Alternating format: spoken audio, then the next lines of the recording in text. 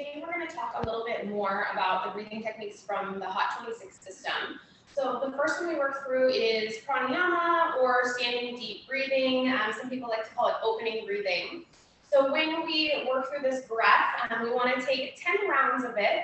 As you start to create your dialogue, this tends to be where people get a little bit tripped up because there's no progression within opening breathing.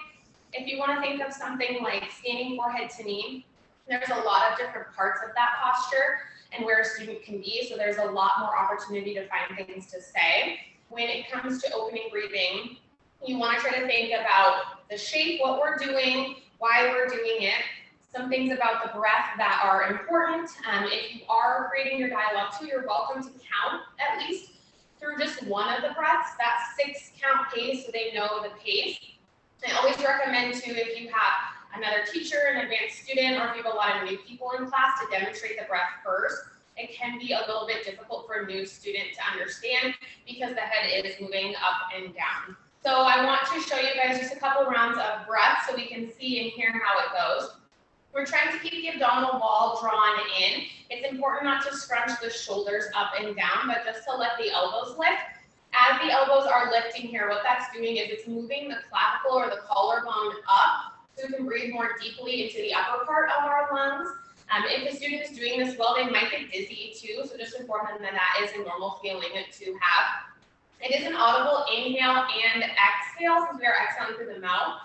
The inhale sound is a little bit more difficult, so again, it takes a lot of practice to get that sound. And it is important that we're not engaging the vocal cords. So you don't want to have any of this type of sound. You're just trying to hear the air flow through the back of the throat. So I'll show you guys a couple of rounds here just so you can start to understand the pace and what that breath will look and kind of sound like. So we want the students to have feet together as close together as they can. Take a clasp of all your fingers underneath the chin. Now we want to try to tell them here to bring their elbows in towards each other, but not touching. Some people, if they're tight, bigger body, bigger chest, they won't be able to get the elbows to touch and they'll kind of punch or round forward where we're trying to sit up tall. So just think shoulders down, elbows in. So maybe the forearms drawing towards each other. Now it's that 6 count inhale and 6 count exhale. So I'll work through a couple of rounds quietly so that you can try to hear the sound of the breath.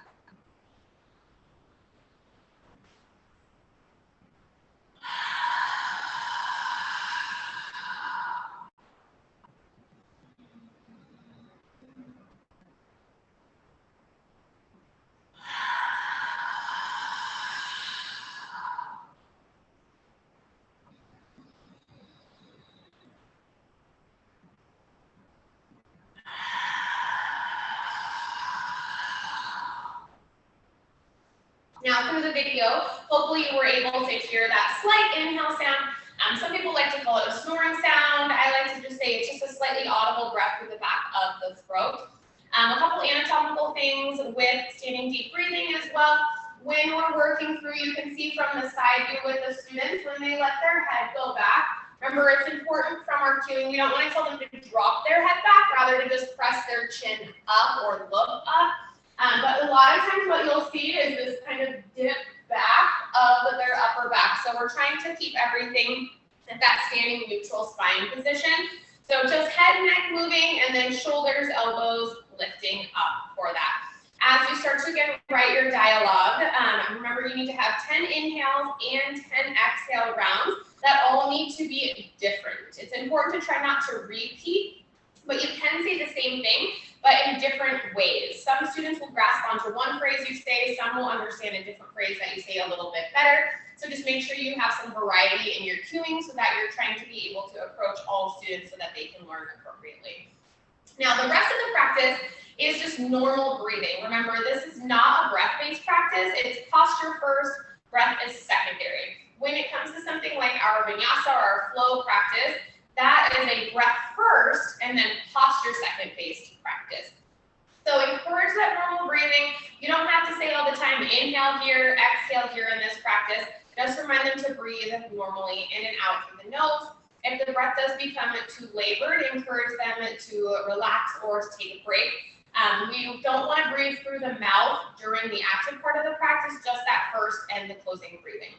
Now, as we start to talk about closing breathing, Kapalabhati breath, what we're trying to do here is create this really active compression of the abdominal wall. So the practice works, everything is kind of preparing you or guiding you for the next part.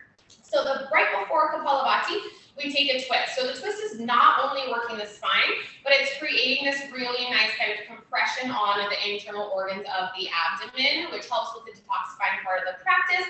As we begin to use the breath, then it's going to kind of push out a little bit more of that tension and increase the blood flow to that area.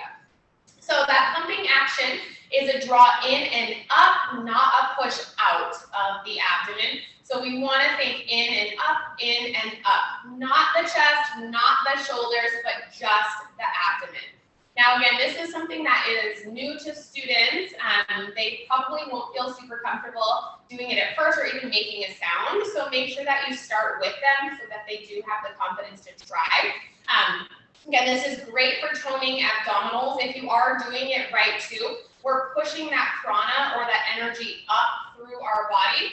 So you might get a little bit of a heating sensation on your face, but what we're trying to really ultimately do with that too, with that energy pressing up, is that when you lay back in Shavasana, you get to kind of relax, you have all the good energy coming up towards your head, and you'll have a more restful and restorative Shavasana.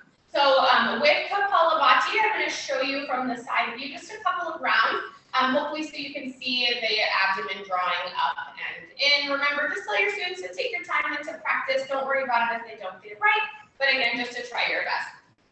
So as we sit, we want to relax the abdomen completely here. And then we want to think almost like you're drawing the navel in towards the spine, but then also up towards the diaphragm or the base of the rib cage. So I'll show you here a couple of rounds, and we'll see if we can notice that pumping action here.